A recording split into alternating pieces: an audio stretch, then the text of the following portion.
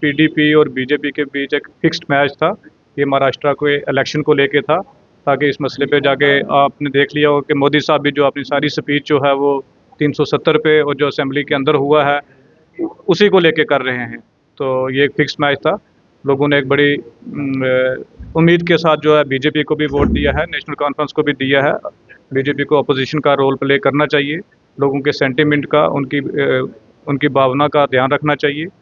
जावेद इकबाल चौधरी जी हमारे साथ हैं, एमएलए फ्रॉम बुदल कॉन्स्टिट्यूंसी। इनसे बात करेंगे। सर, अभी असेंबली सेशन में जो भी हंगामा हुआ उसे सबने देखा, सिर्फ जम्मू कश्मीर में नहीं बाहर भी लोगों ने देखा। आपको लगता है कि अगर इस तरह का हंगामा होगा तो जम्मू या कश्मीर दोनों सूबों की बात हो सकती है? देखिए, आपने और जनता ने भी, पब्लिक ने भी देख लिया कि हंगामा करने वाले कौन लोग हैं।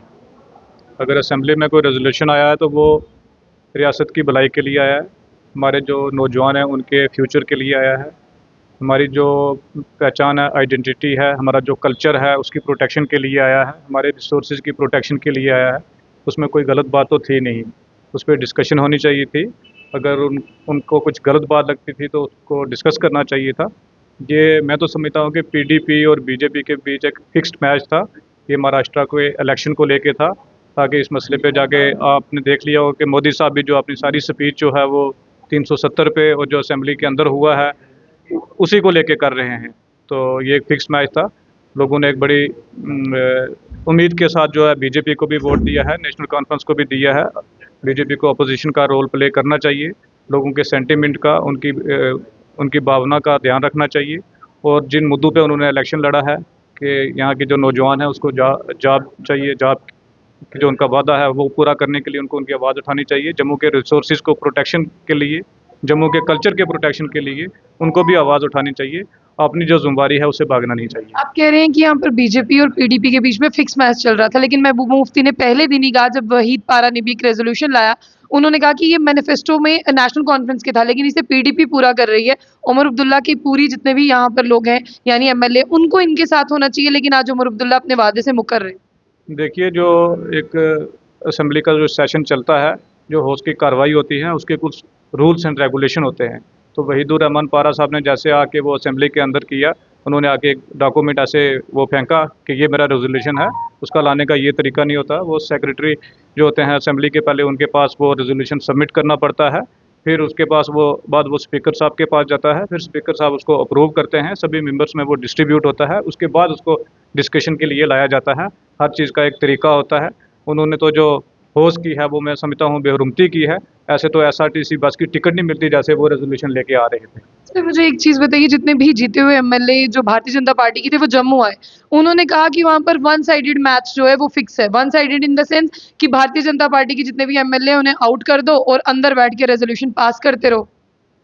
देखिए, नेशनल कॉन्फ्रेंस को एक बड़ा लोगों ने बड़े प्यार से, मोहब्बत से एक जिम्मेदारी सौंपी है, एक उम्मीद के साथ। तो अगर होश की वो कार्रवाई चलने नहीं देंगे, वहाँ पे खिलवाड़ करेंगे, काम काज चलने नहीं देंगे, तो फिर होश भी अपनी कार्रवाई वैसे ही करेगा।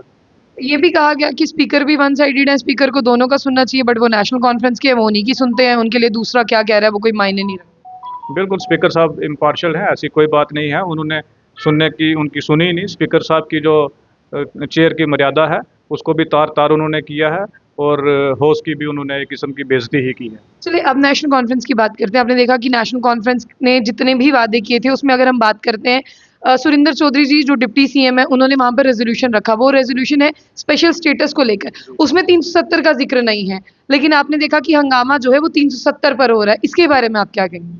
देखिए, 370 और स्पेशल स्टेटस एक ही चीज़ है। हमें चाहिए जॉब की प्रोटेक्शन, हमें चाहिए लैंड की प्रोटेक्शन, हमें चाहिए कल्चर की प्रोटेक्शन, हमें चाहिए रिसोर्सेज की प्रोटेक्शन। और अभी डिप्टी सीएम साहब ने अपनी स्पीच में भी ये वाज़ह तौर पे कहा है कि 11 ऐसी और स्टेट्स हैं जिनके पास स्पेशल स्टेटस है। हमने कोई कॉन्स्टिट्यूशन से बाहर जाके चीज़ नहीं मांगी है। तो हमारा भी वही मुद्दा है कि जैसे बाकी स्टेट्स में है, जैसे हिमाचल में है, हमें भी दिया जाए। हमारे बच्चों का जो रोज़गार है उसको भी रिजर्व किया जाए, उसकी प्रोटेक्शन चाहिए। अभी आपने खुद ही कहा ना कि 370 और स्पेशल स्टेटस एक ही चीज है, तो 370 मैनिफेस्टो में जिक्र किया गया था, फिर स्पेशल स्टेटस की जगह 370 ही क्यों नहीं लिख दिया गया? 370 में है क्या है? 370 में तो ये दो चीज़ें हैं। क्योंकि 370 मेंशन इसलिए नहीं किया गया क्योंकि सुप्रीम कोर्ट में जो एक पिटीशन गई थी, सुप्रीम कोर्ट ने उसको रिजेक्ट किया है या उस पर एक डिसीजन आया है। तो वो एक लीगल मैटर है, इसलिए 370 वर्ड यूज़ नहीं किया गया। लेटर ऑन उसको भी किया जाएगा, उस पर भी डिस्कशन होगी, क्योंकि 370 एक पॉलिटिकल प्रोसेस है जो एक दिन या एक सेशन में मिलने वाला नहीं है।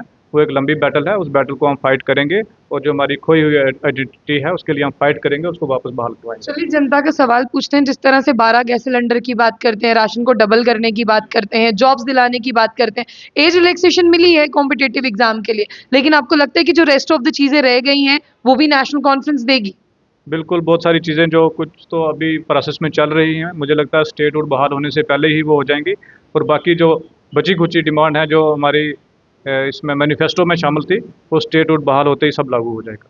चलिए बहुत बहुत शुक्रिया। तो जावेद इकबाल चौधरी जी थे हमारे साथ। जिस तरह से आपने देखा कि जो हंगामा है ना, चाहे वो जम्मू और कश्मीर में, वो है 370 और स्पेशल स्टेटस का जो रेजोल्यूशन पास हुआ उसे लेकर। तो इस पर हमने सवाल पूछा और इन्होंने वाज़ेह तौर पर कहा कि 370 की अगर हम बात करते हैं और स्पेशल स्टेटस का जो रेजोल्यूशन है वो सेम चीजें हैं, लेकिन लीगल प्रोसेस की वजह से उसे यूज नहीं किया गया। और जिस तरह से भारतीय जनता पार्टी के लीडर्स ने जब जम्मू में हमें इंटरव्यू दिया, उन्होंने कहा कि स्पीकर साहब जो है वो एक ही तरफा सुनते हैं, उनका दूसरा कान जो जम्मू के लिए वो पूरी तरह से बंद था, इसलिए हमें वहां से बाहर निकाल दिया गया। तो आप मुतमईन होंगे इनके सवालों के जवाब सुनकर, आपकी क्या राय होगी इसे जरूर हमारे कमेंट बॉक्स में रखिएगा।